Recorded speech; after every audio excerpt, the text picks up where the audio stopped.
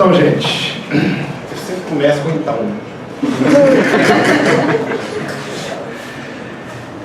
O que eu vou tentar fazer?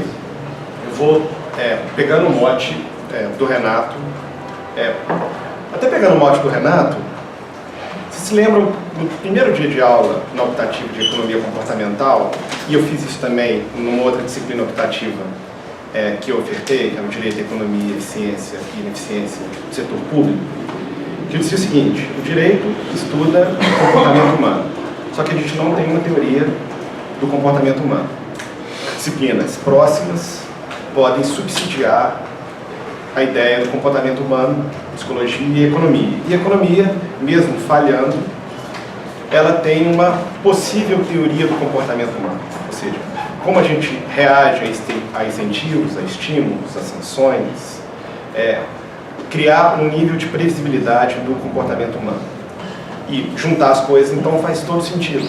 Porque se eu tiver, de fato, uma teoria mais próxima do comportamento humano, eu vou entender como fazer a regra. Ou seja, fazer uma regra que entende o comportamento humano e que pode ser muito mais efetiva, muito mais eficaz. E isso está associado à economia comportamental e à política pública. Mudar a política pública entendendo exatamente quais são os incentivos, os estímulos, os desestímulos que o comportamento humano sofre concretamente, na realidade, muito mais do que do ponto de vista abstrato ou eventualmente artificial. E daí a inefetividade de uma quantidade enorme de regras e de políticas públicas. Então, para a gente começar um pouquinho nesse ponto final do Renato, dos autores que tentaram aproximar a discussão da economia comportamental de outras disciplinas, vou pedir licença aqui para vocês para passar um videozinho, que é rápido.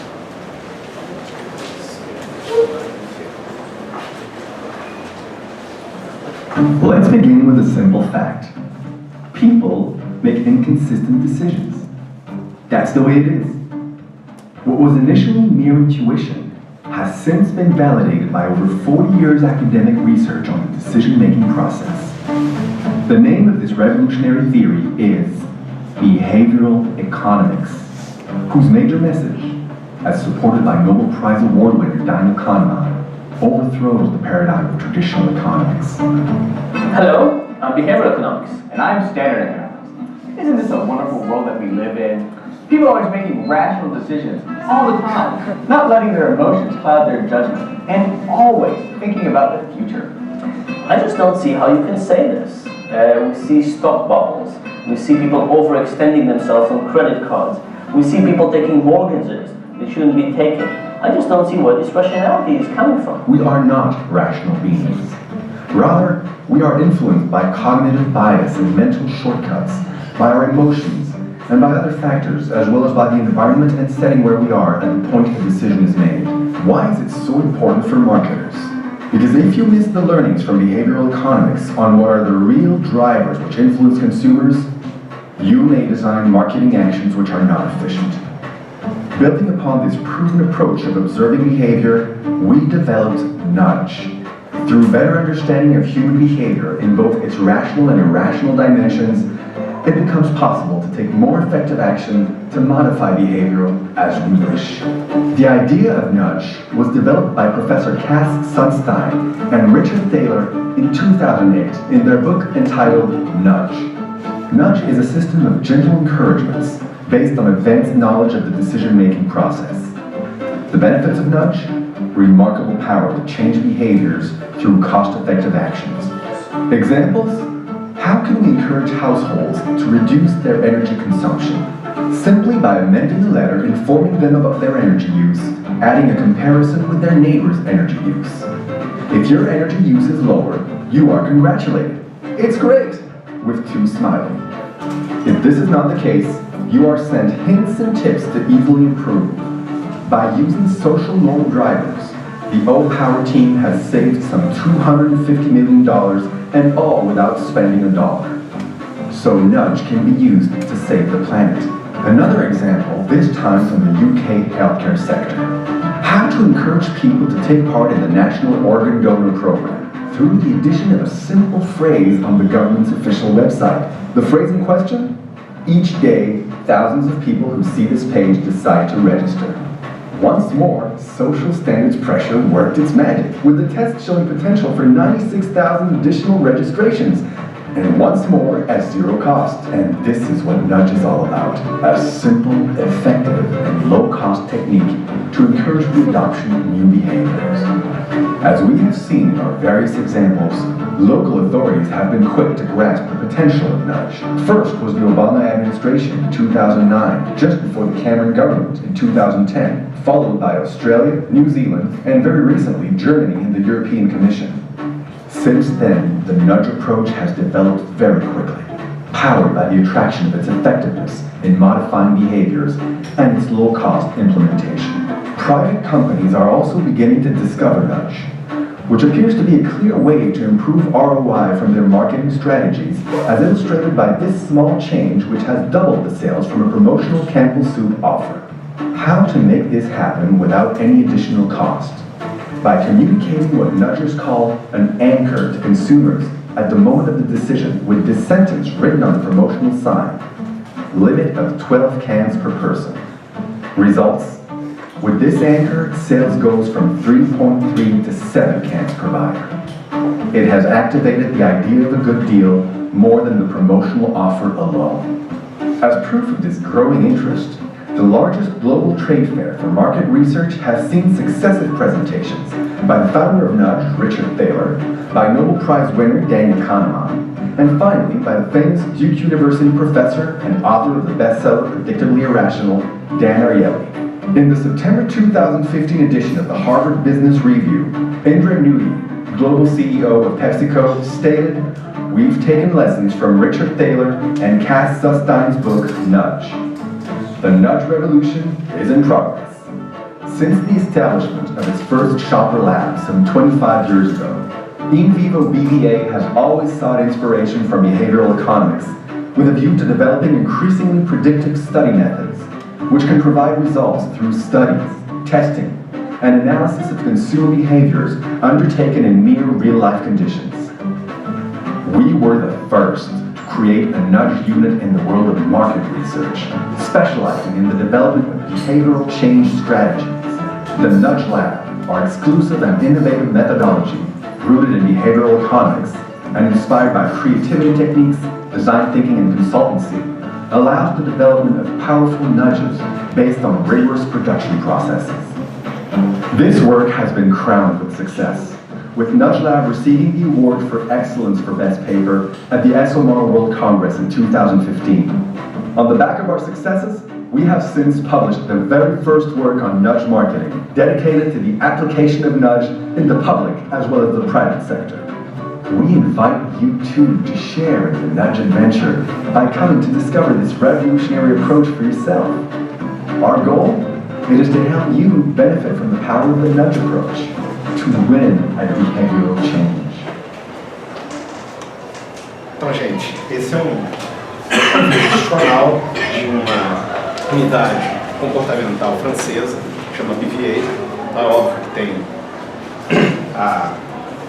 patrocínio institucional ali, mas ele conta, muito brevemente, uma historinha dessa revolução comportamental, dos principais autores e da possibilidade de utilizar esses empurrões comportamentais com baixíssimo custo para modificar e alterar políticas públicas. E aí, uma das primeiras ideias, continuar nessa história, era de que mesmo o custo-benefício sendo relativamente compensador, a economia comportamental funciona muito na margem.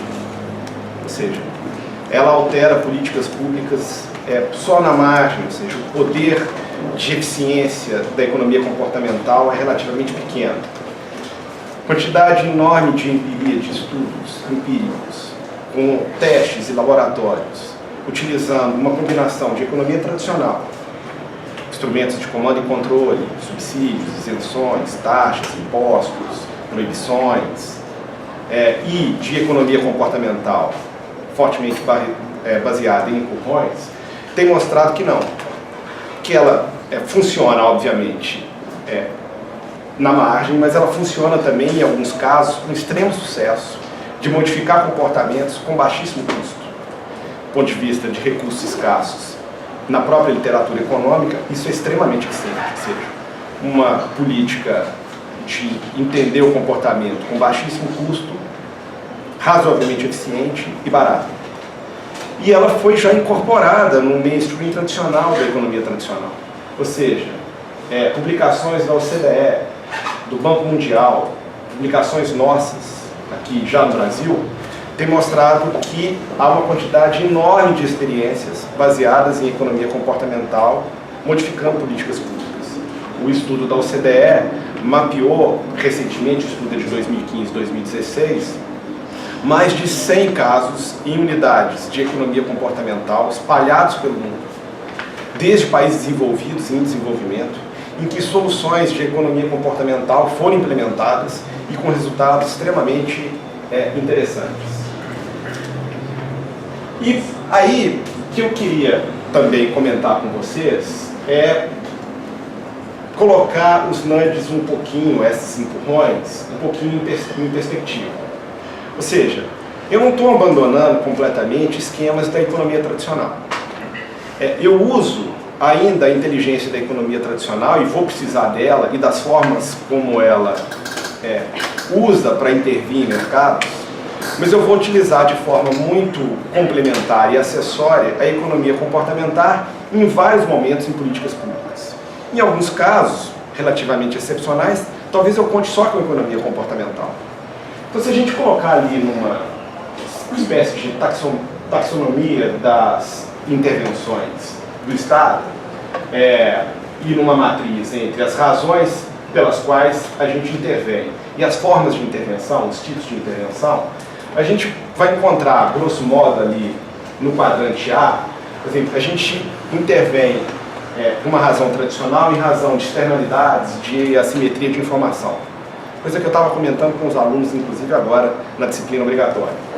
E vou agir de forma tradicional. O que eu vou agir de forma tradicional? Eu vou colocar taxas, subsídios, e vou tentar cuidar desse problema da forma mais tradicional possível, com o instrumento econômico mais próximo e mais tradicional. Vamos pensar aqui, nesse caso, nesse modelo de matriz, a gente estudou isso na disciplina, num caso, por exemplo, para limitar o número de fumantes. Então, o que eu vou fazer ali do ponto de vista de uma política pública? Eu vou aumentar demais a imposição, impostos sobre cigarros. Política tradicional para um problema tradicional. Problemas de saúde que são visualizados do ponto de vista tradicional. Agora, se eu colocar ali uma razão de intervenção, que seja uma razão de intervenção completamente mapeada pela economia comportamental. Racionalidade limitada, problemas de vieses, compreensão equivocada de determinados elementos. E vou colocar uma solução ali no quadrante I que é totalmente comportamental. Também no caso da tentativa de diminuir, por exemplo, o número de fumantes. O que eu vou fazer do ponto de vista comportamental? Eu vou colocar uma imagem de um sujeito fumando e dos problemas decorrentes do cigarro atrás do cigarro. Ou vou fazer uma publicidade relacionada com os problemas decorrentes do cigarro. Vou colocar um letreiro luminoso também chamando a atenção do fumante para os problemas decorrentes do cigarro. Isso é completamente comportamental, empurrão. Você pode continuar fumando. No outro caso, você tem um custo adicional, você tem que pagar mais para continuar fumando. E aí, essas soluções isoladas, elas têm algum nível de efetividade, normalmente menor. Mas onde é que está a maior parte dos problemas econômicos que são tratados por política pública? Eles não são nem o A, nem o tratamento exclusivamente na economia tradicional e nem o I. Se eu for pensar, inclusive, num tratamento tradicional, numa razão tradicional de intervir, com um tratamento comportamental, provavelmente eu vou ter pouca eficiência. Se eu for pensar, que é o C, se eu for pensar numa razão para intervir que foi mapeada do ponto de vista da economia comportamental e utilizar um tratamento tradicional, também eventualmente eu vou ter pouca eficiência, que é o G. Onde é que a maior parte das políticas públicas estão? Elas estão na cruz ali, B, E, H, D, E, F. Ou seja, a maior parte das políticas públicas necessita de combinar instrumentos e utilizar instrumentos da economia tradicional. Eu vou ter que fazer subsídios, eu vou ter que fazer isenções, eu vou ter que aplicar taxas, impostos, mas eu tenho um poder complementar da economia comportamental que é extremamente significativo. E aí eu estou funcionando em conjunto com duas formas de tratar o problema público, completando a economia tradicional com a economia comportamental. E aí eu queria comentar rapidamente com vocês daqueles estudos da OCDE, 2 estudos para mostrar um pouco o poder da economia comportamental, em grande parte em razão do custo muito baixo da implementação da política. Esse caso é um caso do Chile, que era a discussão a respeito da clareza, simplicidade e transparência nas contas de energia elétrica. A entidade de regulação de energia no Chile percebeu grande nível de desinformação dos consumidores, dos usuários, no entendimento, no processamento e no entendimento das contas de energia.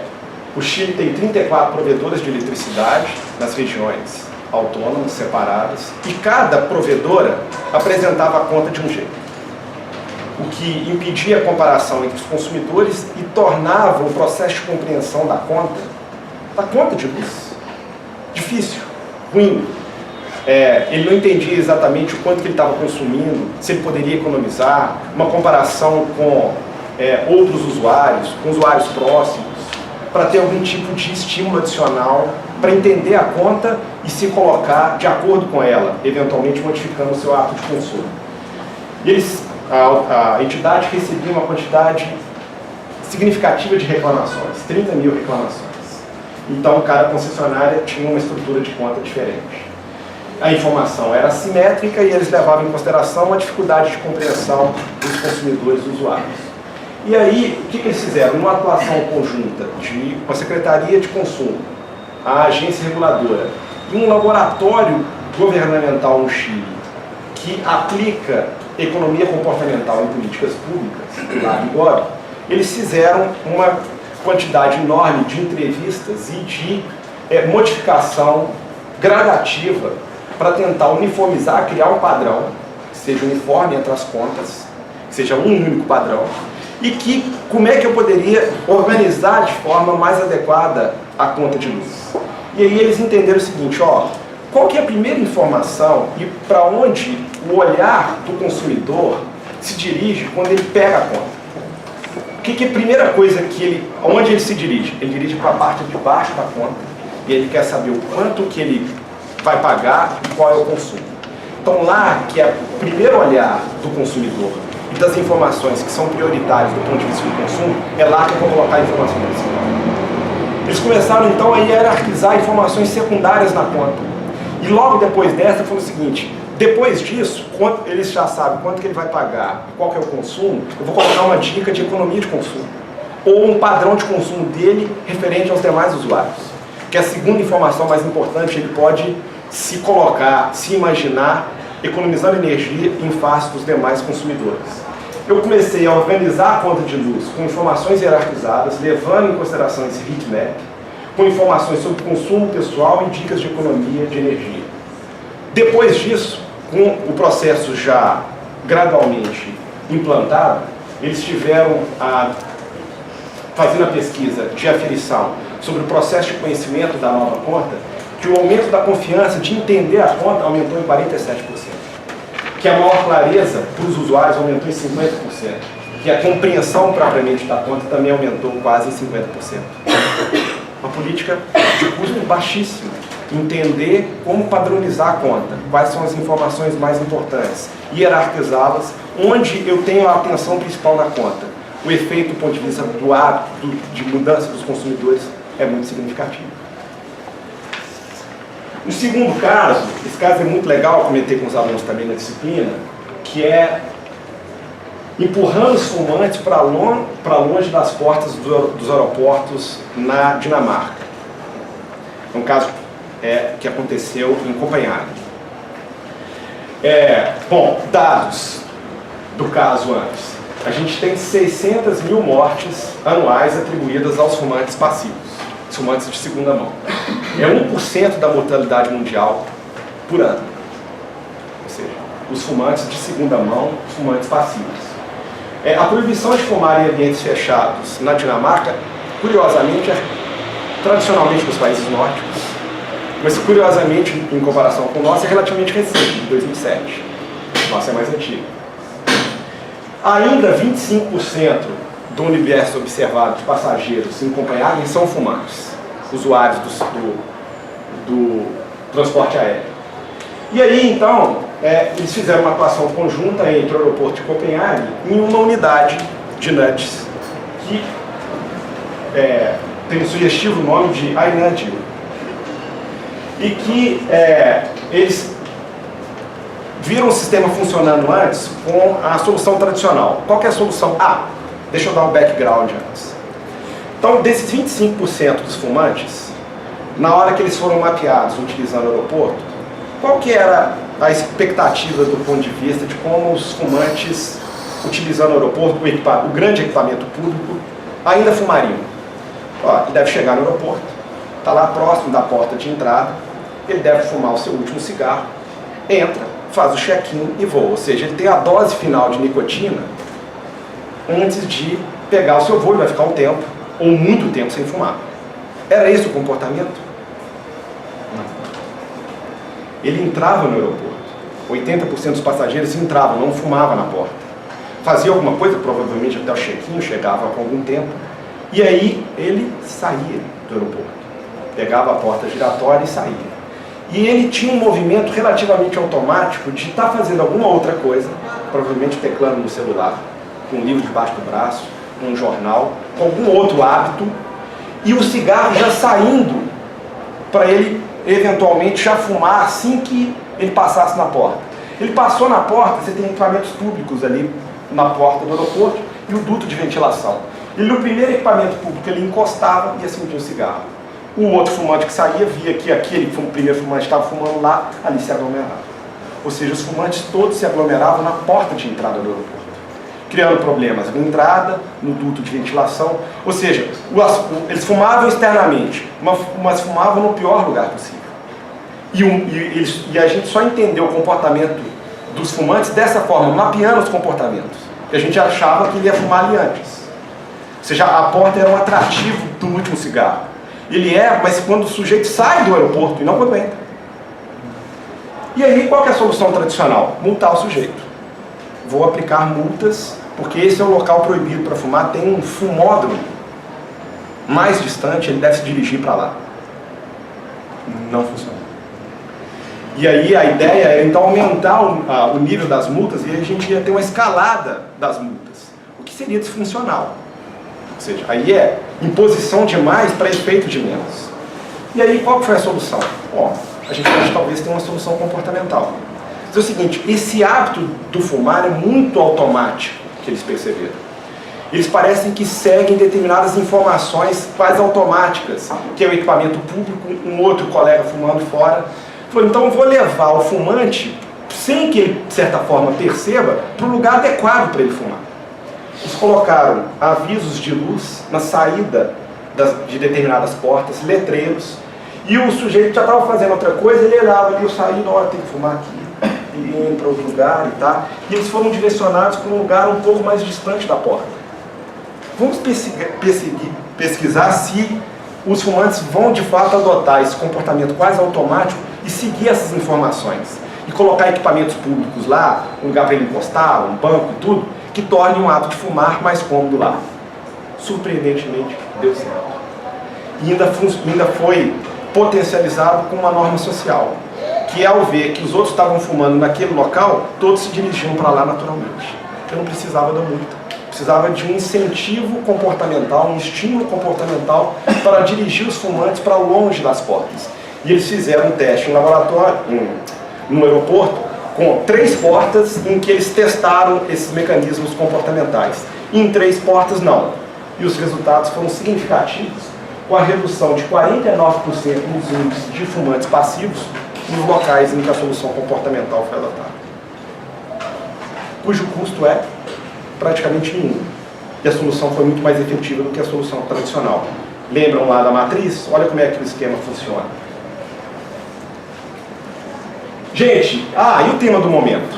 Será que, para imaginar políticas públicas direcionadas à corrupção, a economia comportamental tem alguma coisa a dizer? Tem. A gente viu lá o Dan Ariely como um dos precursores da economia comportamental e essa aplicação interdisciplinar. Nesse sugestivo livro dele, ele, com testes significativos feitos em laboratório, ele tentou levar em consideração aspectos que aumentam a desonestidade, ou seja, então a propensão a eventualmente praticar atos corruptos, atos que provavelmente são neutros ou sem efeito, e alguns que diminuem a desonestidade e que são extremamente sutis, por exemplo, juramentos, lembretes morais. O que eu quero enfatizar com essa discussão a respeito de corrupção, economia comportamental e políticas públicas? É que a ideia básica que a gente tem, que é aumentar o custo de punição ou de pagamento de multas, que leva em consideração a probabilidade de ser pego, necessariamente são os esquemas que melhor combatem a corrupção. É óbvio que, do ponto de vista da pesquisa, a gente não pode prescindir desses esquemas. Uma fórmula básica, do ponto de vista de corrupção, vai levar em consideração a probabilidade de ser pego, melhorar aspectos de punição, diminuir a impunidade. Mas tem outros aspectos, em particular, que tocam a reputação do agente, que fazem com que ele se corrompa muito mais, ou tenha atos de corrupção, do que simplesmente probabilidade de ganho, mais receita, probabilidade de ser pego. Se eu levo isso em consideração, isso pode ser mapeado, colocado na política pública e melhorar a política pública com custo relativamente barato. Estou terminando.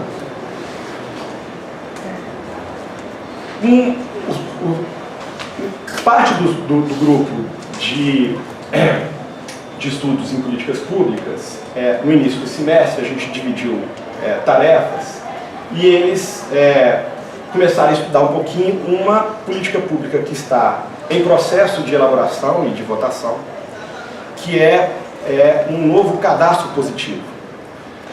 Para quem não conhece, é um cadastro de bom pagador. A gente já tem ele funcionando, mas tem também um cadastro negativo, e cujo efeito principal é tentar, com uma adesão maciça ao cadastro, ter um efeito na redução do spread bancário e da taxa de juros ofertada aos consumidores, aos clientes bancários. Por quê?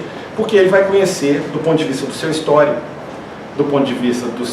de pagamento, individualizado, o seu perfil de pagamento, e pode te oferecer um produto mais condizente, sabendo que de fato você é um bom pagador. Só que no cadastro existente a gente tem um problema, que é identificado basicamente via economia comportamental. É que a adesão ao sistema era explícita, ou seja, eu tenho que aderir ao cadastro positivo. Eu tenho que chegar lá no birô de crédito ou na instituição financeira e dizer o seguinte: você pode levar em consideração meu histórico positivo de bom pagamento. O que normalmente nós, consumidores e clientes bancários e usuários, fazemos? Nada.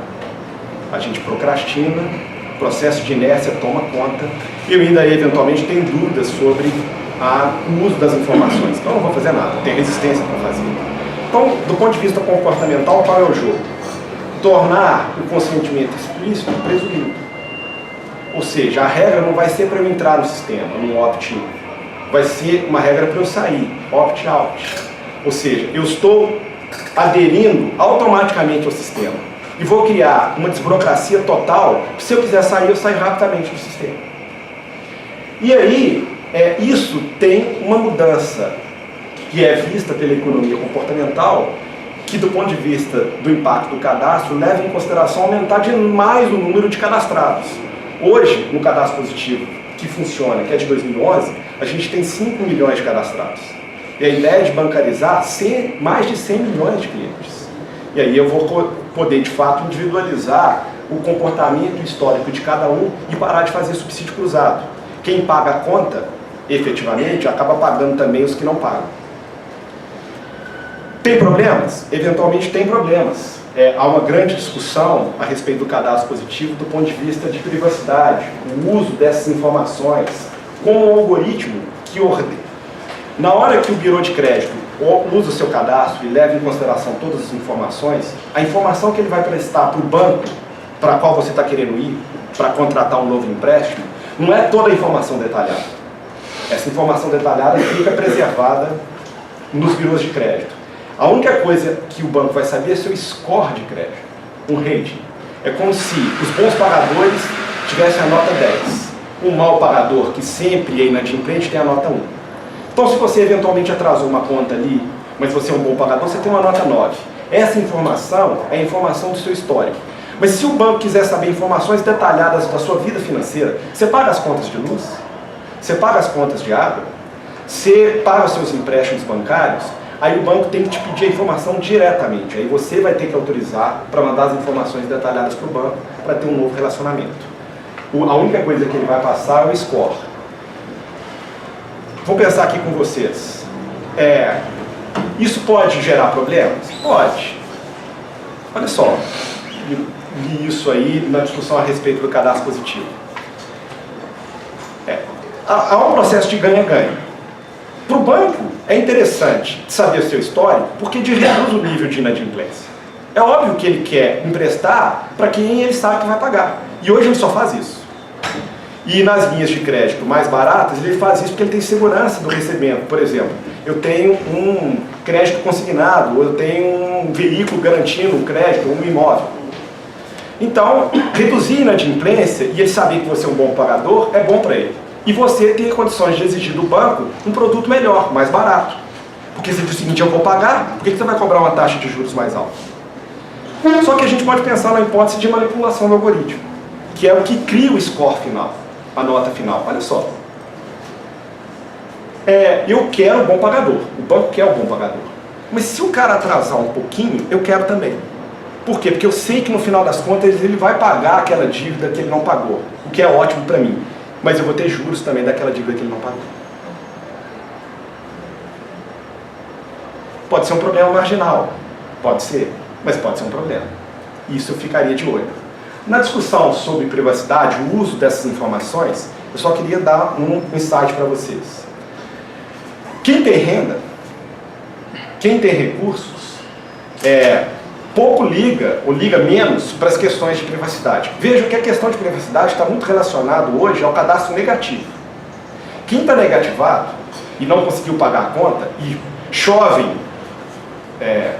processo de negativação, ele tem que ir ao judiciário, supostamente, ou nos birôs de crédito, ou no judiciário tentar limpar seu nome. Então, chovem ações de danos morais. Agora, eu não consigo nunca ver o sujeito que é um bom pagador, e simplesmente um mau pagador. Então, na hora que eu entro com a discussão de privacidade, no caso do cadastro do bom pagador, no cadastro positivo, digo o seguinte, esse sujeito não está no sistema ainda.